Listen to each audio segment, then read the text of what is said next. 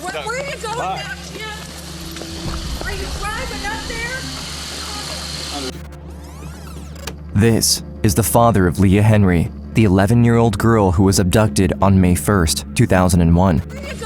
Minutes before this footage was filmed, Tim received a call from the FBI. His daughter has been found, but he doesn't know more. March 4th, 2001, 200 miles away from where Leah lives, 9-year-old Nikki is playing outside her home in San Antonio when she's abducted in broad daylight. After a massive ground and air search from police in the community, the girl reappears in front of her mother's house. Her captor dropped her off before he disappeared. April 16th, 1 month later, 11-year-old Lisa is playing jump rope with her sister in her front yard when a man snatches her off the street. The horrified young sister describes the suspect as a white male driving a white hatchback. 2 weeks later, the girl reappears.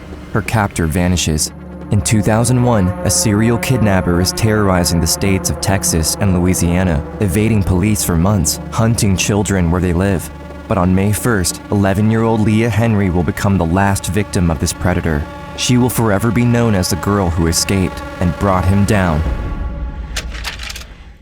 The year is 2001. In the suburb near southwest Houston, 11-year-old Leah lives a normal and happy life with her loving family. Excited about the end of the school year, she's unaware that since the month of March, there's been a growing number of kidnappings in the neighboring cities. May 1st, 2001, at around 7:30 a.m., Leah gets on her bus, excited about getting to class, as there will be a celebration that day.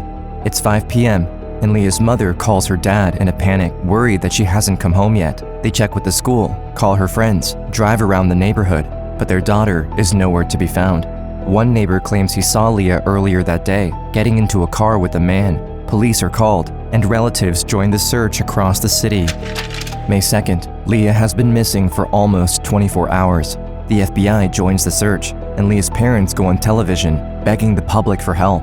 Nearly 200 volunteers flood in and form a ground search. Police find out about 2 previous kidnappings with eerie similarities to Leah's case. A white middle-aged man, driving a white hatchback, is hunting girls between 9 and 11. But the abductor has been evading police for months, and they still have no idea who he is. With every passing hour, the likelihood of finding Leah alive decreases. May 4th, it's been 3 days since Leah's abduction. At around 11 a.m., Leah's father Tim gets a phone call from the FBI. Yes. Where are you going now, Tim? Are you driving up there? More than 250 miles away, at the Kerr County Sheriff's Department, Tim and his family are escorted into a secure room, where they learn the incredible news. Leah Henry has been found, alive, but visibly upset. The whereabouts of her captor are not yet disclosed to the family. As she is brought home surrounded by her parents and her big sister, a cheering crowd awaits her safe return. The young girl is smiling, yet her eyes hide the truth of what happened to her. As the news of her rescue is broadcasted to the world, only she can shed light on the nightmare she just went through. But before we hear her side of the story, there's something you should know. A few months ago, we covered the story of Christine Belford, the first victim of cyberstalking leading to murder in American history, when the Matusewicz family hired friends and neighbors to stalk the single mom. That story showcased the terrifying truth of online privacy, that we never know who has access to our information online. Predators are finding new and clever ways to get your personal data, and with new technologies like AI, it's becoming harder than ever to keep up. This is why Unseen has partnered with Nord VPN. Behind every new true crime story Unseen delivers, there's hours spent scouring the internet, searching sketchy websites, putting our identity at risk. NordVPN allows us to do that with a clear head, free of worry. We want to give you the same opportunity to protect yourself against online criminals. By clicking the URL in the description of this video, Unseen is offering you the chance to save big on your next 2-year subscription, while also giving you 4 extra months. NordVPN is more than just a virtual private network. With features like threat protection, it defends your device against everyday cyber threats like malware and web trackers, which secretly collect information about you. With NordVPN, your digital fingerprint is safe. Click on the link below to get the Unseen offer at NordVPN. If you don't like it, you have a risk-free 30-day money-back guarantee. Now, back to Leah Henry. Her story begins on May 1st, as she arrives home from school. When my bus driver pulled up to my stop, I started to walk.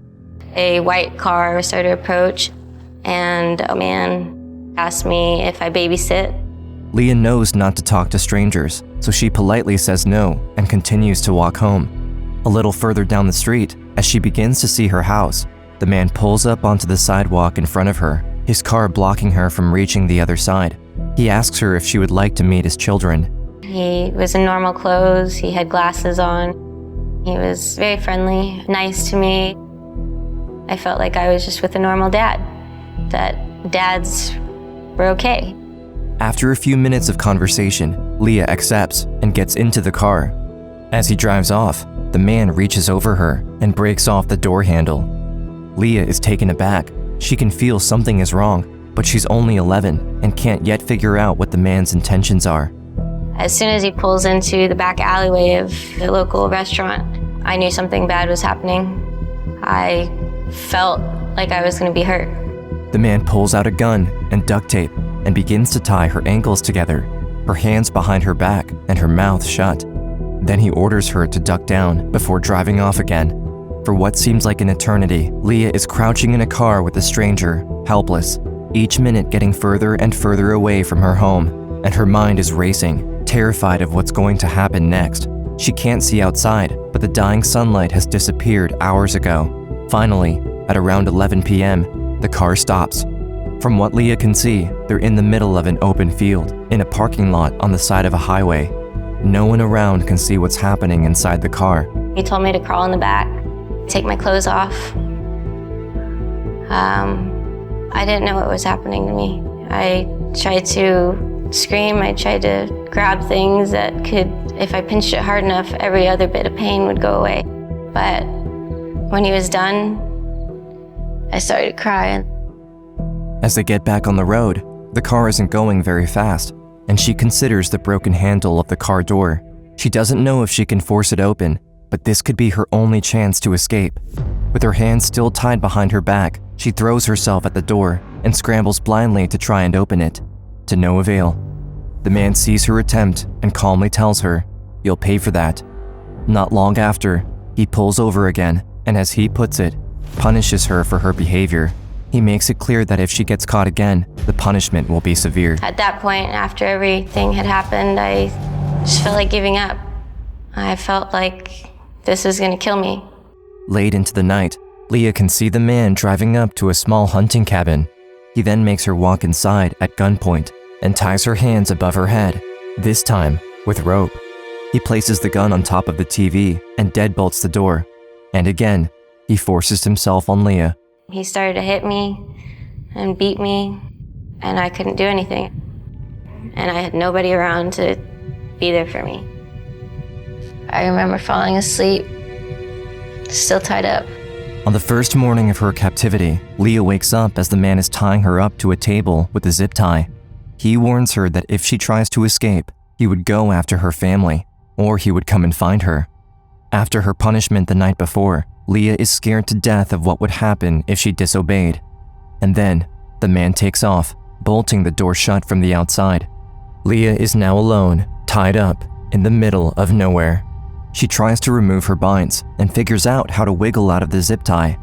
Now free to move around the cabin, she considers leaving through the window, but fear takes over. I was too afraid of everything outside of the cabin, thinking that everyone in the area was like him, or that if I was found, someone else would hurt me and it would be worse.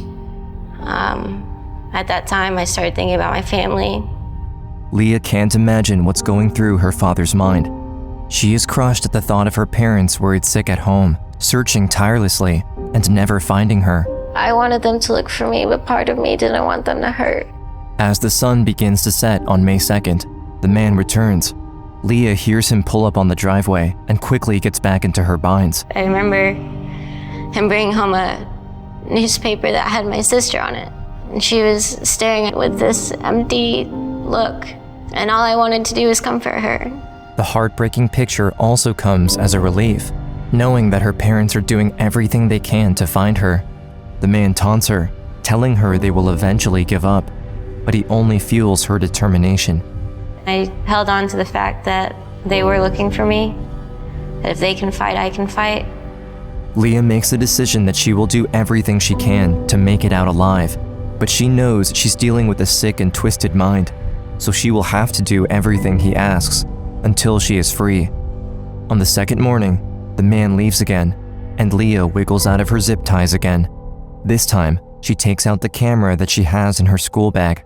I think that's the first time I decided that I needed to make note of everything that was happening to me, because if someone was gonna find me, they needed evidence. Leah takes pictures of everything: the inside of the cabin, the bruises on her body, the place she is tied up at, the surroundings outside. She also takes out her agenda and begins writing down in detail everything she went through. She might be too weak to fight him off, but she can outsmart him in her own way. When the night comes, the man returns to find Leah back in her zip ties. Leah knows what is waiting for her, that like the previous night, the man will do unspeakable things to her, but she needs to stay strong for her family. On the third morning, Leah wakes up to the sound of ruckus outside. She's alone, but doesn't dare move. After an hour, the man runs back inside and tells her to put her clothes on and grab her stuff. They are leaving. I didn't know what was going on, but I knew he was feeling closed in on. The newspapers kept telling us that they kind of knew who this guy was. The man puts a pillowcase over her head and guides her out to the car. All she can see is sunlight shining through. He sits her in the back of the vehicle and starts the car. I'm sitting there wondering what's about to happen to me. Is he gonna take me somewhere? Or is this about to get a whole lot worse? At that moment, Leah hears tires rolling up on the gravel. The man gets out and tells her to stay quiet. Leah has no idea what is happening outside and who is coming up the driveway. I received a call from dispatch that somebody thought they might have seen the suspect vehicle. Sergeant Beleder of the Kerr County Sheriff's Department investigates the tip, bringing him to an isolated cabin in Kerrville, nearly 300 miles from the city of Houston. When I got down the road, I saw a vehicle, but it wasn't the right color, and it had the wrong license plate on it. Beleder knows to look for a white hatchback, yet finds a red car parked down the driveway. What he doesn't know is, just minutes earlier, suspect Gary Dale Cox was painting his car from white to red. Sergeant Beleder is about to leave, but he has no idea he's just a few feet away from the serial kidnapper. I saw somebody in the car. I thought, well, I'll go tell them what I'm doing on their property. As the police officer approaches the parked vehicle, the man gets out of the car with a gun in his hands. Leah is crouching inside, out of sight. She can hear a stranger's voice yelling, "Drop the gun," over and over. She knows it's a cop, but she's afraid, terrified that there's going to be a shootout. Leah remains still, waiting. She can hear the footsteps of the man moving away from the car. Her mind is racing. It all happened so fast that I really had no time to think, and I just did it. Next thing she knows, she's running outside toward the cop car. If anyone shoots, she will be in the crossfire, but she doesn't stop. When Beleder tells her to get in the back seat, she doesn't hesitate. My mind is going 90 miles an hour. I felt like my best course of action then was try to get out of there. As he's driving backwards down the driveway, Leah hears gunshots. The officer tells her to duck down, expecting any second a bullet to hit the vehicle. Then he grabs his police radio and calls for backup. I said, I've got the girl and I'm leaving. 300 miles away, in Houston, Leah's father Tim gets a phone call from the FBI. We found her. She's alive.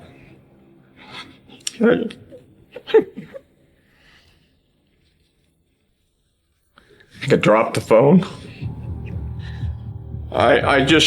We just jumped up. Police officer was there. Within 5 minutes, we were out of the house, down to the FBI headquarters. A local pilot volunteers to fly Tim and his family the 300 miles to Kerrville. At the same time, Leah is escorted back to the sheriff's department in a police car. I don't know if I felt safe yet. And I think what I needed was to be held by my family, because that was the only thing that was going to make me understand that it was truly over. At the Kerr County Sheriff's Department, Leah is reunited with her mom and dad and her big sister. Tim hugs his daughter tightly, relieved to finally have her back. I don't think I've ever been that happy. And that's true. I can't ever think of another moment in life that has brought that kind of joy to me. I remember giving her the longest hug. She's here. I still have my sister here. Leah's sister, whose picture gave her strength in her darkest moment, regains her smile. Leah is finally happy. Just a few miles away, Sergeant Beliter and the entire county police force are closing in on Gary Dale Cox's cabin. As it turns out, Cox took the easy way out. And once we went up and approached the house, we found the suspect lying outside beside the passenger side of the vehicle with one gunshot wound to the head. It's good that he's not around anymore, that he can't do that to anyone else. But I really wish that I would have had a say in it and that he would have hurt as much as me and the other girls hurt. When we drove up to my house, there were so many people, so many people. I had an uncontrollable smile on my face, literally. And everyone was showing me so much love and support.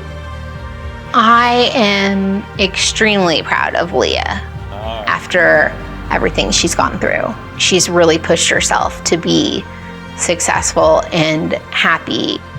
It's been 22 years since her ordeal, and Leah Henry has taken back her life. She followed her dream of becoming a marine biologist and continues to share her story with the world. My life actually feels complete and happy and something worth living for. Leah Henry's journey is one of hope and resilience.